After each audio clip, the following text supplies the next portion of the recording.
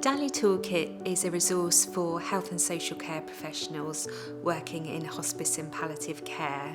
It helps them to identify and respond to domestic abuse where they experience it in their practice for people living with a life-limiting illness.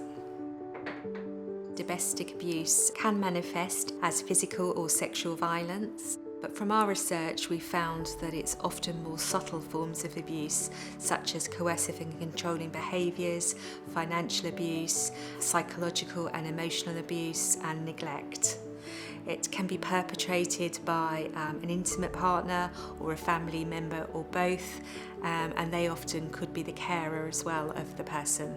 I think for healthcare professionals to identify domestic abuse when you're visiting patients or their family, it's really hard because it's usually something that's happened for some time, and trying to build the rapport and the safety for someone to share something like that when they've obviously not shared that before, that can make it really, really difficult.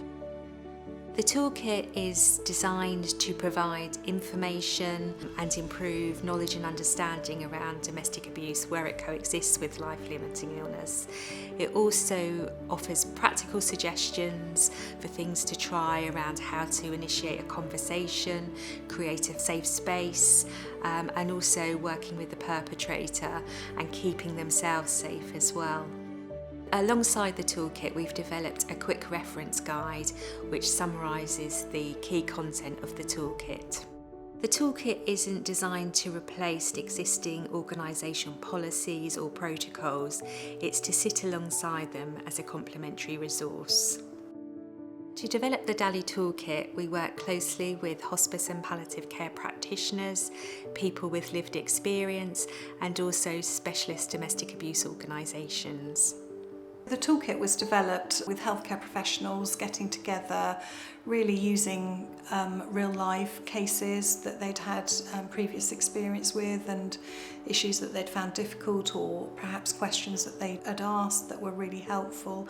And from that, the toolkit was developed with those questions in mind. And it just gives them really some useful tools essentially to help identify, help patients perhaps open up, and just have those resources to hand.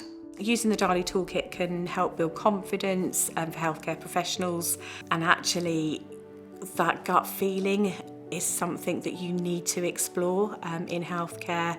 So having the toolkit, which you can access on technology as well, so after a community visit, for example, you can sit in the car and have a little look at the toolkit, and that can reassure you, guide you, validate some of your feelings.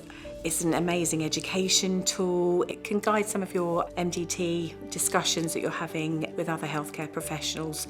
In my role as a team leader with our community MDTs, if any of the clinical nurse specialists, when they're presenting any patients that they may have concerns about, it's there in our thoughts and in our heads, and then we're able to dip in and out if they're struggling to know perhaps what to ask a patient, or a way of actually managing to get some time with the patient on their own. So it's really supporting my nurse specialists in thinking and questioning a bit more.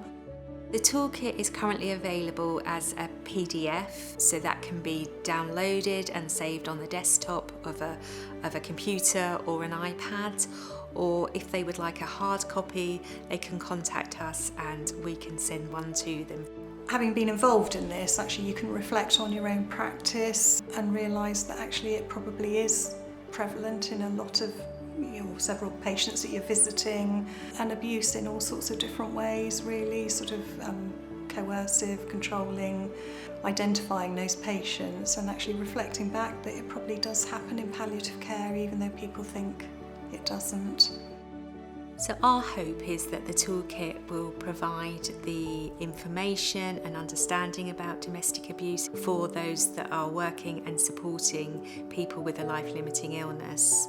We hope that it will help them to feel more confident to ask about abuse and to not fear about making a mistake or asking the wrong questions. And by that we hope that for patients that it will improve their experience and ultimately their well-being and safety.